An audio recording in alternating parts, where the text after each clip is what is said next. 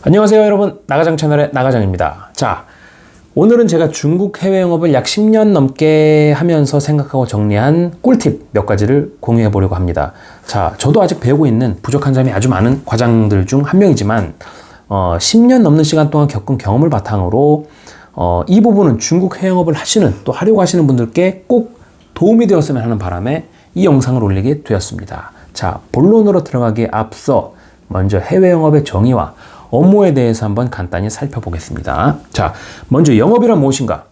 영업, 제가 생각한 영업의 본질은 물건 잘 팔고 돈 잘 받아오는 것입니다. 자, 이게 영업의 업무의 본질이며 제일 중요한 핵심입니다. 자, 이것을 회사에서 사용하는 언어 바꿔 표현해 보면 매출을 잘 일으키고 채권 수금을 잘하는 것입니다. 자, 매출을 일으키는 대상이 국내냐, 해외냐에 따라 국내 영업과 해외 영업이 구분되어지게 됩니다. 자, 그럼 해외 영업은 무엇인가? 자, 해외 영업의 본질은 해외에 있는 고객사들을 대상으로 매출을 잘 일으키고 채권 수금을 잘 해서 회사의 이익 창출과 지속적인 발전에 기여하는 것이라고 정의할 수 있겠습니다. 자, 그럼 해외 영업 업무는 구체적으로 어떠한 것들이 있는가? 자, 업의 본질인 매출을 잘 일으키고 채권 수금을 잘하기 위해서는 다음과 같은 업무가 수반되어야 하며, 이러한 업무를 해외 영업 담당자들은 매일매일 주로 수행하고 있는데 한번 소개를 해드릴게요. 퀵하게. 자, 첫 번째 MI, 물건을 제값받고 잘 팔기 위해서는 그 시장과 고객사, 경쟁사 등 환경에 대해서 잘 알아야 합니다. 모르면 팔 수가 없어요. 자, 이것에 대해 스터디하는 행위를 MI, Market Intelligence라고 좀 유식하게 표현하기도 합니다. 회사에서. 이것은 Where am I, Where to go, How to go 관점에서 시장과 제품, 경쟁사, 우리의 위치 등을 분석하고 우리 제품이 어떻게 하면 제값을 받고 잘 팔릴지에 대해 고민하는 부분입니다. 즉, 전략과 전술을 수립하는 일련의 업무라고 보시면 됩니다. 그 다음 판매계획 수립, 말 그대로 얼마나 팔지 계획을 수립하는 거고, 중장기, 연단위, 분기단위, 월단위로 계획을 수립하게 됩니다. 그 다음에 신규 고객사 개발하고 발굴하고 기존 고객사 관리하고 이런 업무 하고, 그 다음에 수주, PO 받는 거예요. 그 다음 생산 반영, 그 다음에 출하 선적까지 챙겨보는 업무, 그리고 마감, 매월 선적이 완료되면 당월 회계상으로 매출을 잡을 부분에 대해서 정리하고 유관 부서에 맞춰보고 시스템하고도 맞춰보는 그러한 업무입니다. 자, 채권 관리, 당월 얼마가 들어와야 되는지 월 초부터 고객사랑 이제 얘기하면서 채권 수금까지 챙겨보고, 기초 기말 채권, 그리고 중장기 판매 계획에 따르는 채권 수금 계획도 주기적으로 수립하는 업무. 마지막으로 클레임 처리. 자, 내가 판매한 제품에 대해 고객사에서 불만이 있다. 그러면 원인 분석, 개선 대책 등을 수립하고 고객사의 불만을 해소해주는 업무. 이렇게 정리해 볼 수 있겠습니다. 자, 이상으로 해외 영업의 정의 및 업무에 대해 간단히 살펴보았고요. 향후 기회가 된다면 주제별로 상세히 얘기해 보는 영상을 올려보도록 하겠습니다. 자, 이제부터는 오늘의 본론, 중국 해외 영업의 꿀팁에 대해서 얘기를 한번 해보겠습니다. 저는 약 7개 정도로 정리를 해봤습니다. 자, 7개 퀵하게 한번 볼게요. 택시 탈 때 혹은 렌터카 이용, 통역시 주의사항, 업무의 이벤트의 대비, 술자리, 중화사상을 활용, 채권 리스크 양상 대비, 실무하면서 이메일 등 서면 근거를 남기는 걸 습관화하라 등으로 한번 정리해 보았습니다. 자, 처음부터 한번 쭉 살펴보겠습니다. 자, 택시 탈 때 혹은 렌터카 이용. 자, 중국에서 택시를 타시면 자, 무조건 앞자리 타시고 타자마자 바이두 내비게이션을 켜세요. 기사분들이 내가 내비를 켜고 보고 있다는 것을 인지하게 하십시오. 그럼 절대로 장난 못 칩니다. 윗분들을 모시고 출장 가는데 만약 택시에서부터 꼬이면 완전 난감, 전체 출장 일정에 차질이 생길 수가 있습니다.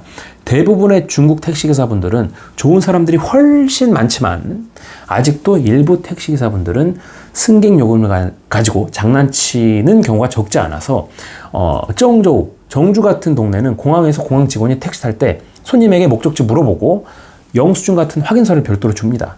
자, 여하튼 중국에서 택시를 타실 때 무조건 바이두 내비부터 켜세요.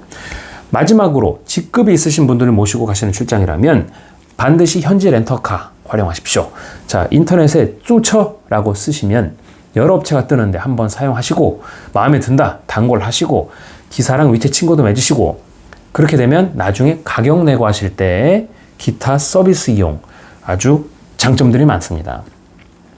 자, 그 다음 통역 시 주의사항. 자, 여러분 통역할 때 제일 중요한 거 절대로 쫄지 마시고 자신감을 가지세요. 우리의 모국어는 한국어입니다. 자, 한국어 다들 잘 하시잖아요. 당신은 중국어도 어느 수준 이상 하시기 때문에 지금 중국어 통역이나 미팅을 진행하는 역할을 하고 계시는 것입니다. 자신감을 가지세요. 어차피 조선족이나 어릴 때 특수한 경험이 있는 사람이 아니면 중국어는 모국어가 아닌 제2 외국어입니다. 자신감을 갖고 의미 전달에 포커싱 하셔서 통역을 하시고 듣다가 이해가 안 간다, 잘 모르겠다, 애매하다, 상대방에게 무조건 질문을 하세요. 너가 얘기한 게 이거라는 의미지? 니더 이스시? 뭐 이렇게 물어보는 거죠. 그리고 윗분들 모시고 참석하는 미팅의 경우 절대로 통역하면서 자기 의견을 개입시키지 마세요. 의미의 전달자 역할에만 충실하세요. 미팅은 윗분들이 주도하고 이끌어가게 하시면 되고 본인의 역할은 충실한 의미 전달자로서만 국한시키는 것이 좋습니다. 마지막 주의사항 다 아시겠지만 사전과 노트는 항상 가지고 다니시고 필요할 때 바로바로 꺼내서 활용하시기 바랍니다. 자, 그 다음 업무의 이벤트에 대비. 혼자 출장할 때는 굳이 필요 없겠지만 윗분들 모시고 출장하실 때는 업무의 이벤트에도 항상 대비가 필요합니다. 때로는 이것이 본업보다 훨씬 더 중요한 경우가 많습니다. 자, 특히 중국은 호텔 근처에 유명한 한국 식당, 발 마사지, 짝퉁 시장, 명승고적, 그 외 기타 엔터테인먼트 장소의 섭외가 반드시 필요합니다. 미리 바이두나 구글에서 찾아보셔도 되고 숙박하시는 호텔 프론트에 전화하셔서 또는 체크인 하실 때 물어보셔도 됩니다. 가끔 문을 닫는 경우가 있어요. 그러니까 무조건 두 번째 후보군까지는 알아놓고 계시는 것이 마음이 편하실 것입니다. 자, 그 다음 술자리.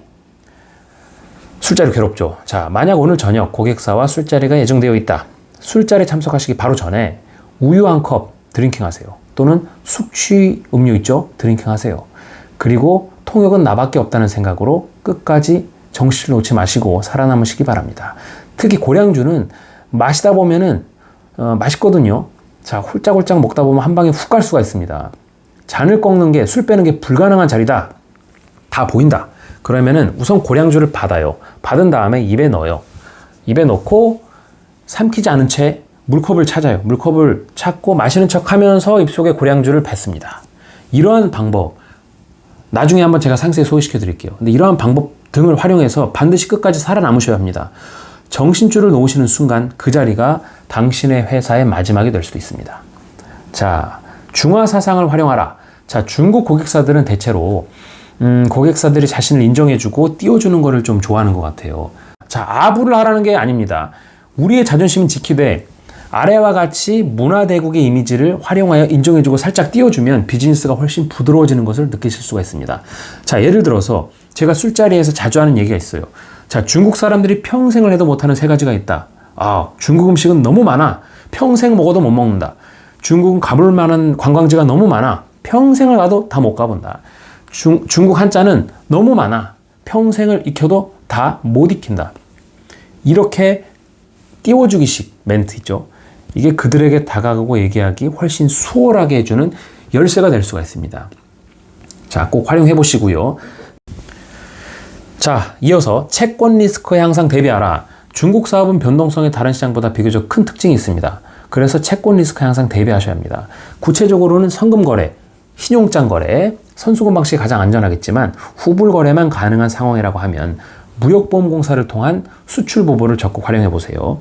만약에 이게 안 된다 그러면 뭐 무역 상사나 현지 디스트리뷰터 등 제3자를 개입시켜서 채권 리스크를 없애시는 방법도 있습니다.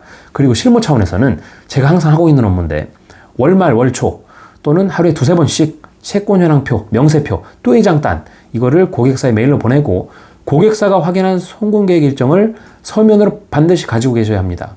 내가 미리 자주 챙겨보지 않으면 중국 고객사들 대부분 알아서 잘 안 챙겨줍니다. 채권 사고 한번 발생하면 정말 힘들어집니다. 꼭 미리미리 챙기고 대비하십시오. 자, 마지막 실무하면서 메일 등 서면 근거를 남기는 걸 습관화해라. 앞에서도 제가 말씀드렸지만 중국 사업 특성상 변동성이 매우 크고 경우에 따라서는 고객사가 일방적으로 말을 바꿔서 나를 무지하게 곤란하게 만드는 경우가 종종 발생합니다. 특히 제조업의 경우 개발 내용, 일정, 발주 수량 등 여러 부분의 변동 리스크가 큰 것이 현실입니다. 이에 업무를 전화로만 하지 마시고 무조건 메일이나 위챗 등 서면으로 남기셔야 합니다. 서면. 그래야 향후 나를 방어하고 때로는 고객사를 공격할 근거와 무기가 생깁니다. 구두상으로만 협의하지 마시고 업무 진행하시다 나중에 내가 모든 책임을 져야 할 수도 있으니 반드시 업무 내용을, 진행 상황을 메일이나 위챗 등 서면으로 남기는 것을 습관하셔야 합니다. 이게 중국 영업의 필수 조건이라고 생각합니다. 자, 여러분.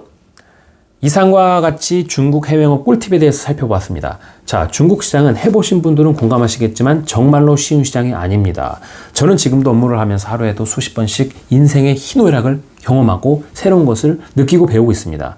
자, 앞으로 이 채널을 통해 제가 중국 시장 또는 중국과 관련된 여러 콘텐츠들을 올릴 예정인데 많은 시청과 의견 부탁드리고요. 자, 부디 중국 시장 관련자분들 파이팅 하시고 건승하시고 건강하시기 바랍니다. 자, enjoy life and share happiness.